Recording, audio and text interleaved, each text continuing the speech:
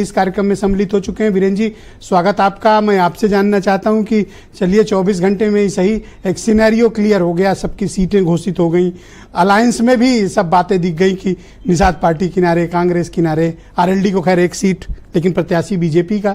ये इस बार ऐसा बीजेपी या सपा व्यवहार क्यों कर रहे हैं कि ये अपने सहयोगियों को कोई भी सीट नहीं देना चाहते हैं? कारण क्या है? देखिए, कारण यह है कि लोकसभा का जो परिणाम आया और उत्तर प्रदेश में सरकार को लगभग 2.5 साल हो चुके हैं। ये चुनाव दो पार्टियों के बीच में एक सीधा चुनाव है और ये चुनाव की जीत हार ये तय करेगी कि 2027 में किसकी संभावना जीत की ओर बन रही है। तो ये ऐसा चुनाव है जो उत्तर प्रदेश में भविष्य की सरकार बनाने का चुनाव साबित होगा। तो इसलिए भी स्टेक बहुत बड़ा लगा था और ये कहा गया कि भाजपा की ओर से कि योगी आदित्यनाथ जो सीएम है वो टिकट तय करेंगे, लेकिन भाजपा के टिकटों का वितरण देखकर ये लगता है कि फिर पिछली बार की तरह यहाँ सबकी चली है, किसी एक आदमी की नहीं चली। तो ये साफ है कि अब ये चुनाव एक भाजपा के लिए एक सामूहिक जिम्मेदारी वाला चुनाव है और टिकट के साथ साथ जो पीडीए का एक अखिलेश यादव का जो प्रयोग है, उसी तरह का कुछ प्रयोग भाजपा ने भी किया है, यानी पीडीए का जवाब पीडीए से दिया जाएगा। मायावती के साथ 2 लोग विधायक रहे, धर्मराज निषाद कटेरी से और दीपक पटेल इलाहाबाद से रहे और फूलपुर से। तो आज इन दोनों को बसपा से ये लोग भाजपा में आ चुके थे और इनको रिपीट किया है। तो ये भाजपा ने पीडीए के हिसाब से भी टिकट दिए हैं और ये साफ है कि अभी रालोद के लिए पिछले वाले हालात बदले नहीं हैं। पिछले बार रालोद ये कहती थी कि सपा हमारे साथ धोखा करती है, कहती है कि सिंबल तुम्हारा रहेगा, आदमी हमारा रहेगा। अब हम इससे आज ही जा गए हैं, इसीलिए हमने छोड़ दिया। अब यहाँ पर फिर वही हो गया। हालांकि जो मिथिलेश पाल हैं, ये 2009 में भी उपचुनाव हुआ था, तब जीती थी, एक बार विधायक रही हैं उपचुनाव की, और तब ये आरएलडी से ही थी तब भी, और तब इस सीट का नाम मीरापुर के बजाय मोरना था, अब उसका नाम मीरापुर हो गया है।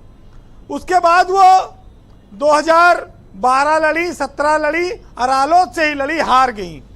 फिर वो कुछ दिन सपा में रही, फिर भाजपा में चली गई 2022 में जी। लेकिन अब भाजपा में रहते रहते रालोद से उनको टिकट मिल गया। ये बड़े आश्चर्य की बात है। ब्रजेश जी, राजनीति में आज 2 दलों ने त्याग किया। एक तरफ से भाजपा के लिए निषाद पार्टी ने किया, एक तरफ से सपा के लिए कांग्रेस पार्टी ने किया। त्याग किया है या करवा लिया गया है?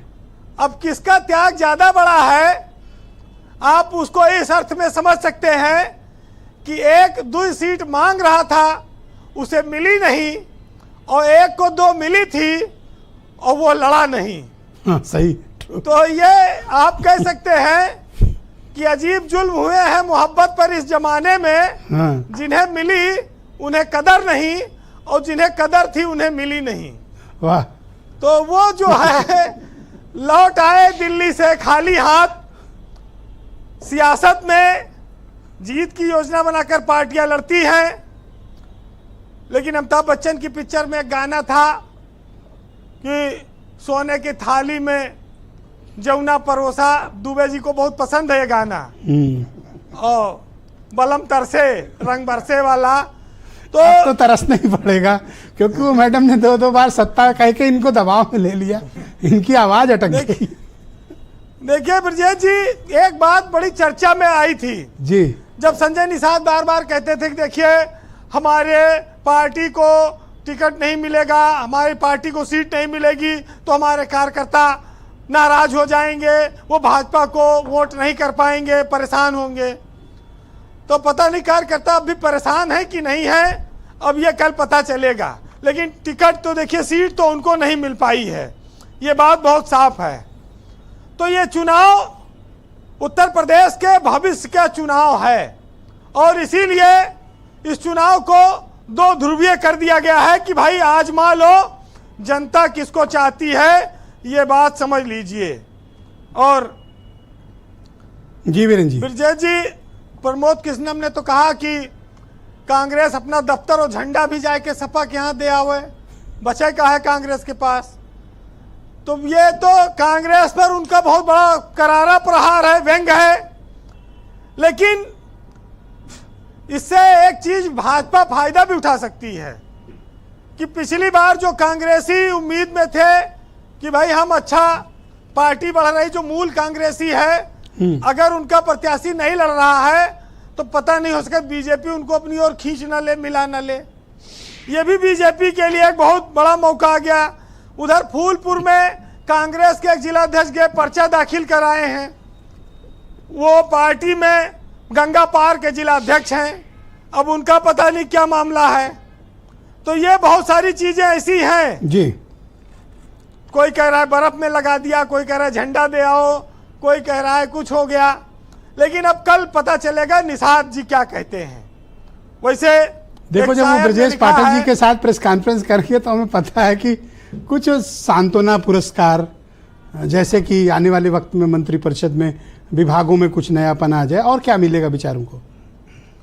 अब वो चुनाव निशान भोजन भरी थाली है और वो आज खाली है, तो कुछ ना कुछ भोजन तो उसमें डालना पड़ेगा निषाद जी के। वैसे आज जब दिल्ली से चले तो उन्होंने एक गाना गाया कि हाथ खाली है तेरे शहर से जाते जाते, और जान होती मेरी तो जान लुटाते जाते।